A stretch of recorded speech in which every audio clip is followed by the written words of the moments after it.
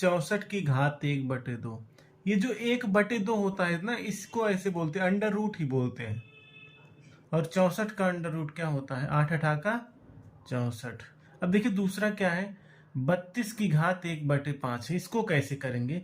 देखिए जो ये 32 है ना, इसका गुणनखंड कर लीजिए।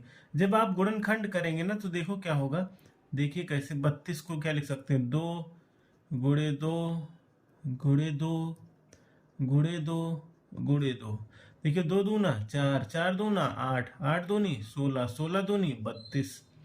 अब इसको क्या लिख सकते हैं, 2 है, 2 की घात क्या हो जाएगा, 5। तो 32 की जगह क्या लिख सकते हैं, 2 की घात 5। तो क्या हो जाएगा, 2 की घात 5। और पूरे की घात क्या हो जाएगा, 1/5।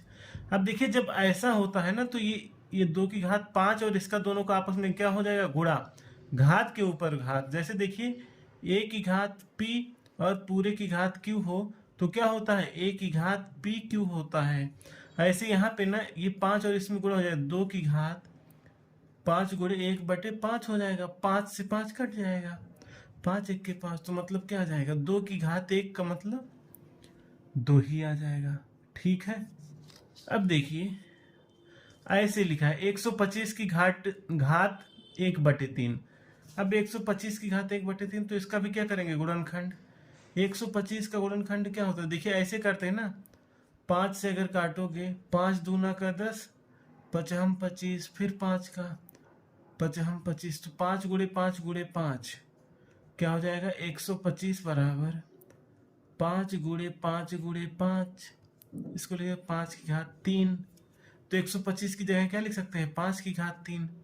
तो लिख दीजिए 5 की घात 3। और इसकी पूरी की घात क्या हो जाएगा, 1/3। अब क्या होगा, 5 की घात 3 गुणे 1/3। 3 से 3 कट जाएगा, यहाँ क्या आ जाएगा, 5। देखिए यहाँ पे क्या लिखा है, 9 की घात 3/2। तो इसमें क्या करेंगे ना, सबसे पहले 9 का फैक्टर करेंगे, गुणनखंड कर लेंगे।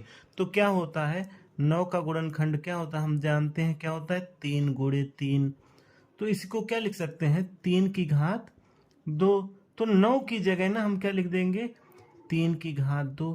अच्छा पूरे की घात क्या है, 3/2। अब देखिए जब ये 3 की घात 2 और पूरे की घात 3/2 होता है, तो इसको ये घातों का आपस में क्या हो जाता है, गुणा हो जाता है। ऐसे ये और ये दोनों आपस में गुणा हो जाते हैं। ठीक है। अब जब गुणा हो जाएगा, 2 से 2 कट जाएगा। अब क्या हो गया हमारा, 3 की घात 3। अब देखिए 3 की घात 3 का मतलब क्या, 3 गुणे 3 गुणे 3। क्या हो जाएगा, 3 त्रिक का 9, 9 त्रिक 27। क्या आ जाएगा हमारा आंसर, 27 आ जाएगा। यही हमारा आंसर हो गया। अब ये वाला क्वेश्चन, दूसरा वाला देखिए क्या है, 32 की घात 2/5 लिखा है। अब देखिए क्या करेंगे, फिर हम क्या करेंगे, 32 का गुणनखंड। ये ऐसे करते हैं क्या, 2 से पहले काटेंगे, 2 1 के 2, 2 6 12। फिर 2 से काटेंगे, 2 8 16। फिर 2 से काटेंगे, 2 चौका 8। फिर 2 से काटेंगे, 2 दूना 4। तो कितनी बार, 1 2 3 4 5। मतलब क्या, 32 को हम क्या लिख सकते हैं, 2 की घात 5। अब 32 की जगह 2 की घात 5 लिख दो, लिख दिया। और उसकी पूरे की घात क्या है, 2/5। अब फिर देखो आपस में क्या हो जाएगा इनका गुणा। तो क्या होगा, 2 की घात 5 गुणे 2/5। 5 से 5 कट गया। तो यहाँ से क्या आ गया, 2 की घात 2। 2 की घात 2 का मतलब 2 गुणे 2। तो 2 दूना 4। ये क्या है, 16 की घात 3/4। फिर 16 का गुणनखंड क्या होता है, 2 गुणे 2 गुणे 2 गुणे 2। तो क्या हो जाएगा, 2 की घात 4। 2 दूना 4, 4 दूनी 8, 8 दूनी 16। तो 2 की घात 4, 16 की जगह क्या लिख देंगे, 2 की घात 4। पूरे की घात क्या हो जाएगा, 3/4। फिर ये आपस में गुणा हो जाएगा, क्या होगा, 2 की घात 4, 4 गुणे 3/4। ये ऊपर नीचे तो कट जाएंगे। क्या हो गया, 2 की घात 3 का मतलब 2 गुणे 2 गुणे 2। 2 दूना 4, 4 दूना 8। तो हमारा आंसर क्या आ जाएगा, 8। देखिए यहाँ पे क्या लिखा है, 2 की घात 2/3 इंटू 2 की घात 1/5। दोनों में एक चीज देखिए, इसका भी आधार और इसका भी आधार दोनों 2 है। जब ऐसा होता है कि दोनों का आधार सेम हो, तो हम क्या करते हैं, ये घातों को आपस में जोड़ लेते। कैसे?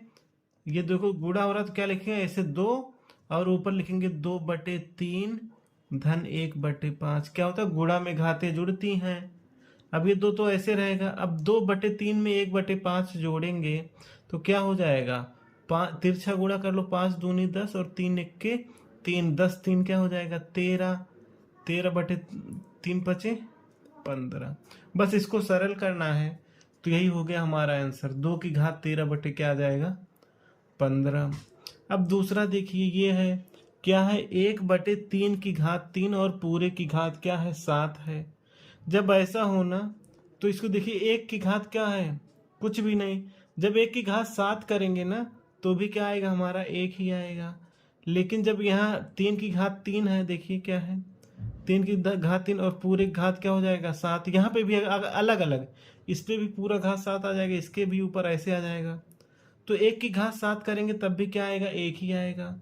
और नीचे 3 है ना, ये घात के ऊपर घात ऐसे ब्रैकेट में पूरा होता है तो इनका आपस में गुणा हो जाता है। 3 और 7 का गुणा हो जाएगा तो 7 त्रिक 21, तो क्या हो जाएगा? 3 की घात 21। बस यही सरल हो गया। ठीक है, ये क्या है देखिए, क्या है? 11 की घात 1/2 पूरे की बटे क्या है? 11 की घात 1/4। अब देखिए यहाँ क्या हो रहा है? भाग, लेकिन दोनों का आधार क्या है? समान है। तो भाग में क्या होता है? घातें घट जाती हैं। तो यहाँ हम लिखेंगे 11 की घात 1/2 माइनस 1/4। अब ये क्या होगा? 11। अब तिरछा गुणा कर लो, 4 एक्के 4 और यहाँ पे 2 एक्के 2।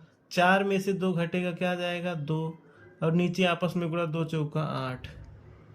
अब देखिए 2 एक्के 2, 2 चौका 8, तो क्या हो जाएगा? 11 की घात, यहाँ 1 यहाँ पे 4, 1/4 आ जाएगा। तो हमारा यही आंसर हो जाएगा।